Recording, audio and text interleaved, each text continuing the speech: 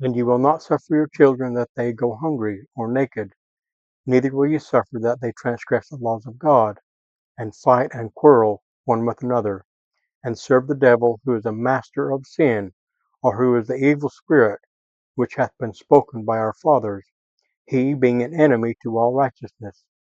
Mosiah 4:14. Hello and welcome to Guided by the Iron Rod. I'm Farrell Jessup, and I am continuing this 12-part series, The Five Tongues. These are not just ancient scriptures.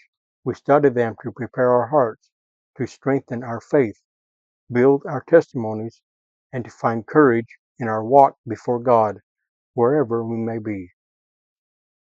If you're new to this series, I recommend starting at the beginning. I'll leave a link to the Five Tongues playlist in the description so you can catch up easily. If you know someone that might benefit from this, please share it, and remember to like, subscribe, and tap the bell to stay updated. Section 2, The Careless Tongue. Part 4, Contentions and Rebellion. Disclaimer.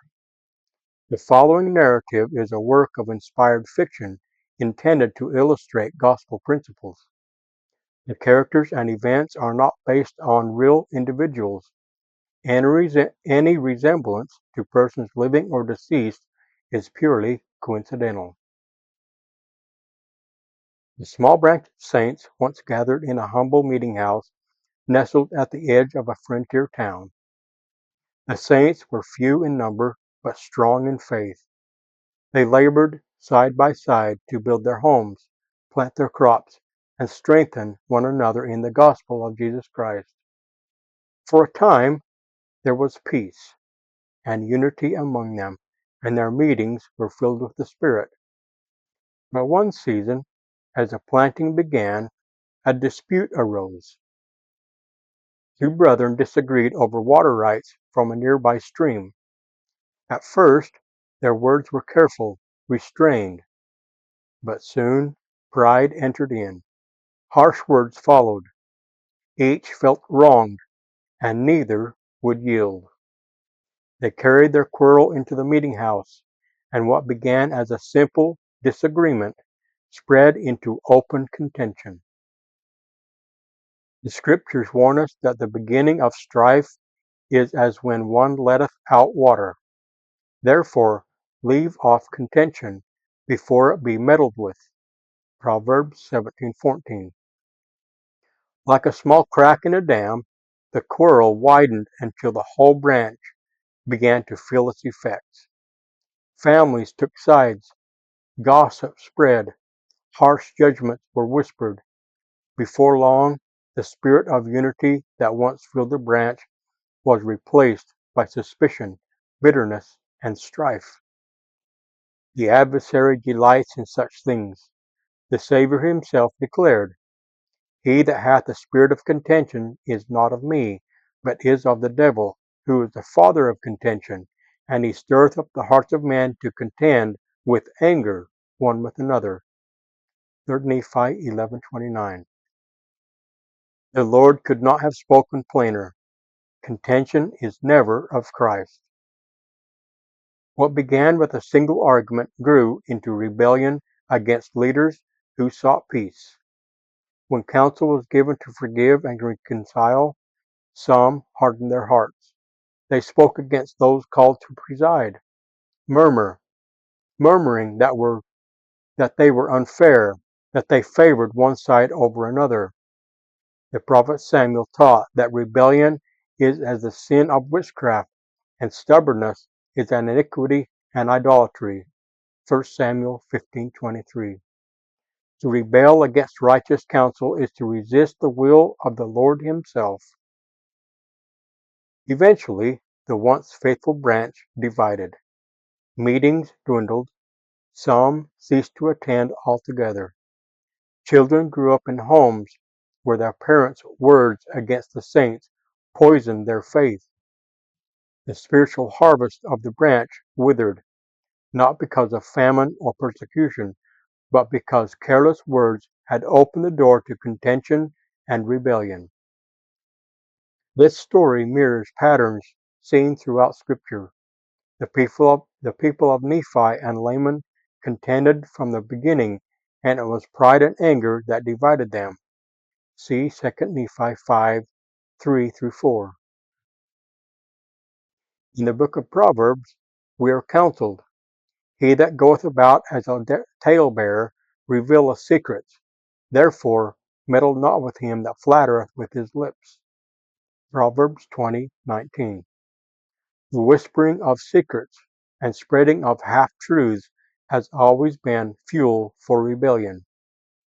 Contention is not always loud. Sometimes it is subtle, quiet murmurings, private criticisms, whispers of discontent, but the result is the same. Hearts are divided, faith is weakened, and the spirit withdraws. In Helaman's record, the Nephites fell because Satan did stir them up to do iniquity continually. Yea, he did go about spreading rumors and contentions upon all the face of the land. Helaman 16:22. Contentious words always invite destruction. Contrast this with the Lord's commandment to his covenant people. At the waters of Mormon, Alma taught the saints that those who entered the fold of God were to be willing to bear one another's burdens, that they might be light and comfort those that stand in need of comfort. Mosiah 18:8-9. Instead of dividing, disciples of Christ are to unite.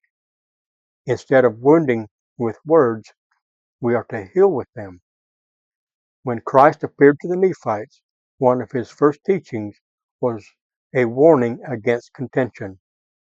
He had just endured Gethsemane, Calvary, and his resurrection. He could have spoken of many things, but he chose to make this plain. This is my doctrine, that such things should be done away. 3 Nephi 11:30. Why? Because contention is poison to unity. It drives out the Spirit. It blinds hearts to truth, and left unchecked, it ripens into rebellion against God Himself. But there is hope. The same tongue that can wound can also heal. A soft answer can turn away wrath. See Proverbs 15:1. A humble word of apology can dissolve years of bitterness. A testimony spoken in meekness can pierce through the clamor of anger and invite the Spirit back. In that small frontier branch, a few humble saints remembered the Lord's counsel. They refused to take sides. They spoke peace instead of anger. They prayed for their brethren and gently urged forgiveness. Over time, some hearts softened. The branch never fully recovered its former unity, but those who chose to forsake contention found peace, and the Spirit returned to their homes. The lesson is clear. The careless tongue that sows contention leads to destruction, but the disciple who bridles their words preserves peace. As Paul taught, let all bitterness and wrath and anger and clamor and evil speaking be put away from you, and be ye kind one to another, tender-hearted, forgiving one another, even as God for Christ's sake hath forgiven you. Ephesians 4:31-32. Let us then choose to silence the contentious word before it escapes our lips. Let us resist the whispers of gossip and slander. Let us never rebel against righteous counsel, but instead humble ourselves and seek reconciliation. For the Lord has declared, Blessed are the peacemakers, for they shall be called the children of God. Matthew 5:9. In the name of Jesus Christ, knowing I am accountable for how I use His name, Amen.